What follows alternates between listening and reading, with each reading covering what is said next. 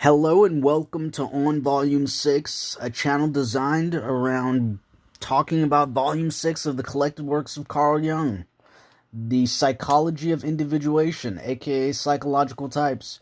In this case, we're going to be talking about stochastic parrots and nominalism and/or realism. So if you're familiar with the works of Carl Gustav Jung, you'll know that one of the founding pillars of talking about psychological types was his medieval history lessons, where he etched out the concept of everyday typical psychological differences in people and their thought forms. In this case, I wanted to bridge that gap by talking about the modern day culture commentary related to AI in terms of people saying, okay, well, is AI just a stochastic parrot? Is it simply a stochastic parrot? Or is there some more there in terms of reasoning and/or understanding, if that's even a reasonable way to characterize it? So I'm going to relate this idea of the stochastic parrot theory to nominalism and/or realism within the works of Carl Gustav Jung. Let's begin. I said, what do people mean? What do people mean when they describe LLMs as stochastic parrots? Of the concepts they are The term stochastic parrot was famously coined. Wait, let me go here and start a new one and then restart at the beginning. You are entirely correct. The term stochastic parrot was famously coined by researchers Emily M. Bender, Timnit Gebru, Angelina McMillan Major, and Margaret Mitchell in their 2021 paper. It is a metaphor used to describe the way large language models process and generate information without having any actual understanding of the concepts they are discussing. When a model is described this way, the critic is arguing that the AI is simply a highly sophisticated statistical machine that predicts the next likely word in a sequence based on patterns it found in its training data, rather than a system that possesses genuine reasoning or sentience. The stochastic part of the phrase refers to the randomness and probabilistic nature of how these models function. Because they rely on complex mathematical distributions to decide which word comes next, their output is a result of chance within a set of learned parameters. This means that while a model might produce a brilliant essay or a witty joke, it is doing so by calculating the probability of certain character strings appearing together. It does not know what a joke is or why it is funny in the way a human does. It simply knows that in its vast data set, those words often follow one another in that specific order. The parrot half of the metaphor emphasizes the idea of mimicry without comprehension. Just as a parrot can be trained to repeat human phrases perfectly without understanding the social context or the meaning of the words, an LLM mimics the structure and tone of human language found on the internet. Critics use this term to warn against the human tendency to anthropomorphize AI. They argue that because the model lacks a communicative intent or a grounded connection to the physical world, it is merely reflecting the biases, logic, and styles of its creators and the data it was fed. In the context of your interest in psychological functions, this debate often touches on whether an AI can truly replicate human cognition or if it is merely simulating the outputs of those functions. While an LLM might appear to exhibit logical reasoning or creative intuition, the stochastic parrot perspective suggests that these are emergent properties of scale and statistics rather than the result of an internal psyche or a conscious process. This distinction is crucial for understanding the limitations of AI, particularly regarding its tendency to hallucinate or confidently state falsehoods, as the model prioritizes linguistic probability over factual truth. Would you like Okay, so it said, would you like me to compare this stochastic parrot theory with more modern arguments that suggest LLMs might actually be developing internal world models? And then I replied, is it not true that it's next token prediction, not next word prediction? Treat me as a subject matter expert and don't cut corners. Can you read me this paper from the internet? So this was me trying to prompt in some internal validation from a Google search to see if I can trigger some RAG in order to get the actual paper sorted. This is what the Gemini responded with. You are entirely correct to point out that next token prediction is the more technically accurate description of how these models operate. While next word prediction is often used as a convenient shorthand in lay discussions, a subject matter expert recognizes that the underlying architecture, such as the transformer, operates on tokens, which are the atomic units of the model's vocabulary. These tokens can represent entire words, but they frequently represent subword units, characters, or even punctuation, a distinction that is vital for handling morphologically rich languages and minimizing the out-of-vocabulary problem. In the 2021 paper, On the Dangers of Stochastic Parrots, Can Language Models Be Too Big? By Bender, Gebru, McMillan-Major, and Mitchell, the authors explicitly define a language model, LM, in Section 6, as a system trained on string prediction tasks. They specifically characterize this as predicting the likelihood of a token, character, word, or string, given either its preceding context or, in bidirectional and masked LMs, its surrounding context. This aligns with your observation that the parrot is essentially performing a sophisticated statistical analysis of subsymbolic units to reconstruct linguistic forms. The paper's core thesis is built upon 4 primary areas of concern. 1. Environmental and financial costs. The authors argue that the massive computational power required to train these models carries a significant carbon footprint, often disproportionately affecting marginalized communities that are least likely to benefit from the technology. They advocate for green AI and shifting focus toward more efficient architectures. 2. Data curation and documentation debt. As datasets balloon in size to trillions of tokens, it becomes impossible for humans to curate or even fully document what is inside them. This leads to the ingestion of toxic, biased, or outdated information from the internet, which the model then mirrors. The authors argue that this creates a documentation debt, where we deploy systems whose training foundations are effectively a black box of unexamined social biases. 3. The illusion of meaning.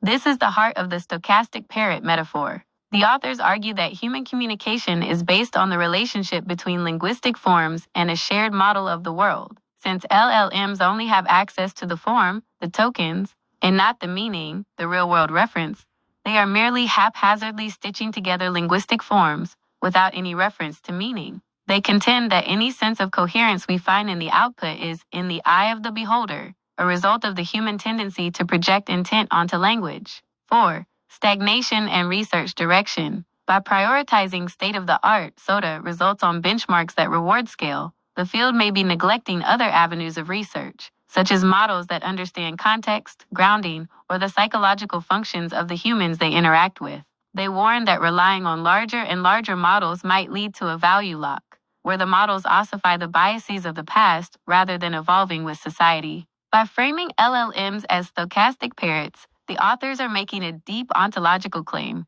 that no matter how many tokens a model predicts, it is performing a fundamentally different task than human cognition. They suggest that the intelligence we perceive is an emergent property of massive statistical mimicry rather than a genuine grasp of the underlying concepts. So that's the basic theory behind the stochastic parrot theory involving large language models. Now let's bring in Jung and nominalism and realism. I said, okay, so I think this is interesting. This reminds me of a passage in Volume 6 of the collected works of Carl Gustav Jung, where he talks about nominalism and realism from the perspective of the scholastics, and he attributes that to the differentiation of psychological functions. Is it possible that this use case of describing large language models as stochastic parrots, or I said parents, is a result of this ongoing feud between nominalism and slash or realism? Meaning, is this stochastic parrot notion neglecting the meaning because they think the form isn't connected with reality when the word itself has a realistic characteristic? The Gemini responded, Your synthesis of Jung's psychological types, Volume 6, with the stochastic parrot critique is remarkably astute. In that volume, Jung devotes significant space to the medieval controversy between nominalism and realism, specifically tracing it back to the differentiation of psychological functions. You are touching on a profound philosophical tension. Is the meaning of a word a real universal entity, realism, or is it merely a name, a social convention, or a statistical grouping of tokens, nominalism? Jung argues that the scholastic dispute was not merely a dry academic exercise, but a fundamental expression of human typology. He characterizes the nominalist position, which asserts that universals are just nomina, names, or fletus vocis, vocal breaths, as an expression of an extroverted or sensory-oriented function. This view prioritizes the concrete, particular object as the only reality. Conversely, the realist position, which asserts that universals, universalia ante res, have a substantive reality of their own, is linked to an introverted or intuitive thinking function that recognizes the autonomous power of ideas and archetypes. The stochastic parrot, as an extreme nominalist, when researchers describe an LLM as a stochastic parrot, they are essentially adopting an extreme nominalist stance. They argue that the model's tokens, the forms, are entirely disconnected from any transcendental or objective meaning. From this perspective, the model has no access to the res, the thing itself, or the idea. The meaning we see is a projection of the human observer, similar to how a nominalist views a universal concept as merely a convenient mental label for a collection of particulars. By reducing intelligence to next token prediction, critics are claiming that the LLM exists purely in the realm of flatus vocis. It produces the sound of wisdom without the substance of thought. The realist counter-argument, your suggestion that the stochastic parrot notion might neglect a realist characteristic of the word, is where the debate becomes most interesting. A scholastic realist, or a Jungian, might argue that language is not just a collection of arbitrary tags. If universals or archetypes have an objective reality, then the massive statistical patterns found in trillions of tokens might actually be capturing the shadow or form of those realities. If a word like justice has a realist essence, then the statistical distribution of that token in human discourse is not random. It is constrained by the underlying reality of the concept.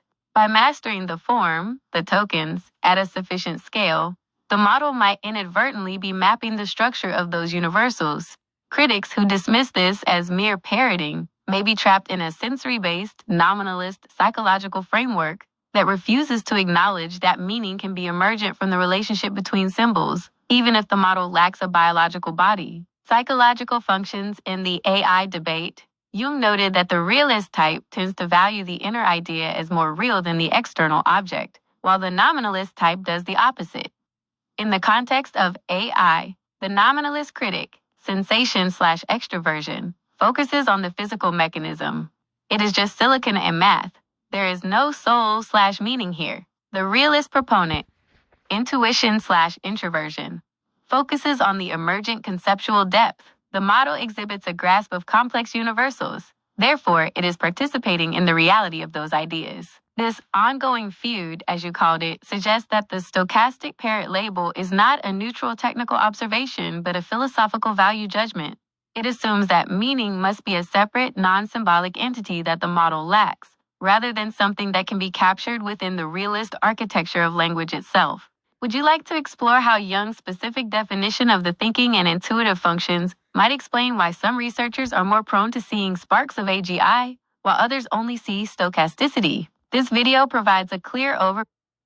And there you have the first introduction to this concept of stochastic parrot theory and nominalism and/or realism. And we're doubling back to this really foundational point, saying the realist counter-argument to the stochastic parrot as extreme nominalism. If justice has a realist essence, then the statistical distribution of that token in human discourse is not random. It is constrained by the underlying reality of the concept. By mastering the form, the tokens, at sufficient scale, the model might inadvertently be mapping the structure of those universals. So this is an interesting counter-argument to the nominalist claim of it being a stochastic parrot, if that's a supposition that one can associate with nominalists, the stochastic parrot theory. So there you have it. We're going to be jumping back into the next part, where we start copying and pasting the section of nominalism and realism into the model.